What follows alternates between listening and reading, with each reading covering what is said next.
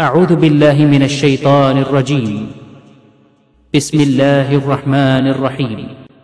الذين كفروا وصدوا عن سبيل الله أضل أعمالهم، والذين آمنوا وعملوا الصالحات وآمنوا بما نزل على محمد وهو الحق من ربهم كفر عنهم سيئاتهم وأصلح بالهم، ذلك بأن الذين كفروا اتبعوا الباطل وأن الذين آمنوا اتبعوا الحق من ربهم، كذلك يضرب الله للناس أمثالهم.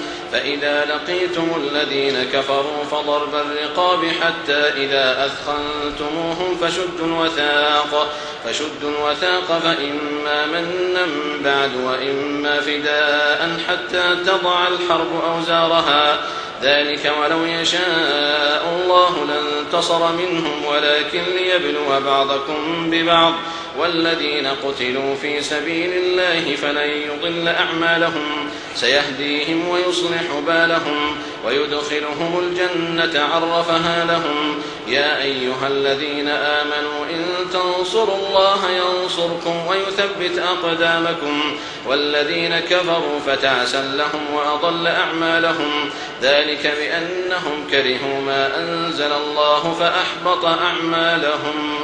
أفلم يسيروا في الأرض فينظروا كيف كان عاقبة الذين من قبلهم دمر الله عليهم وللكافرين أمثالها، ذلك بأن الله مولى الذين آمنوا وأن الكافرين لا مولى لهم.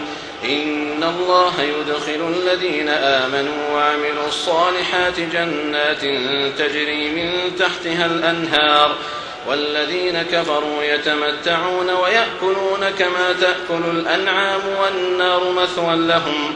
وكأين من قرية هي أشد قوة من قريتك التي أخرجتك أهلكناهم فلا ناصر لهم. أفمن كان على بينة من ربه كمن زين له سوء عمله واتبعوا أهواءهم. مثل الجنة التي وعد المتقون فيها أنهار من ماء غير آسن وأنهار من لبن لم يتغير طعمه وأنهار من خمر لذة للشاربين وأنهار من عسل مصفى، ولهم فيها من كل الثمرات ومغفرة من ربهم كمن هو خالد في النار وسقوا ماء حميما فقطع أمعاءهم. ومنهم من يستمع إليك حتى إذا خرجوا من عندك قالوا للذين أوتوا العلم ماذا قال آنفا أولئك الذين طبع الله على قلوبهم واتبعوا أهواءهم، والذين اهتدوا زادهم هدى وآتاهم تقواهم.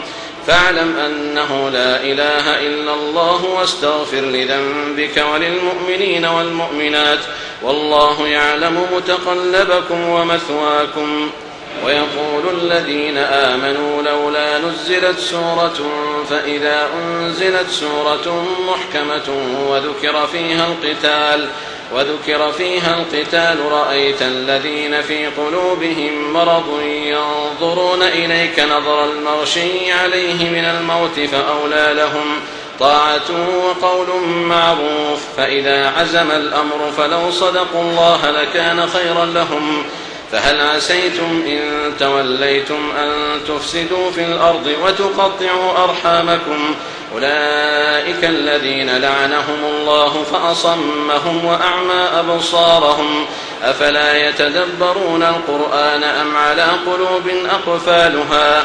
إن الذين ارتدوا على أدبارهم من بعد ما تبين لهم الهدى الشيطان سول لهم وأملى لهم، ذلك بأنهم قالوا للذين كرهوا ما نزل الله سنطيعكم في بعض الأمر والله يعلم إسرارهم.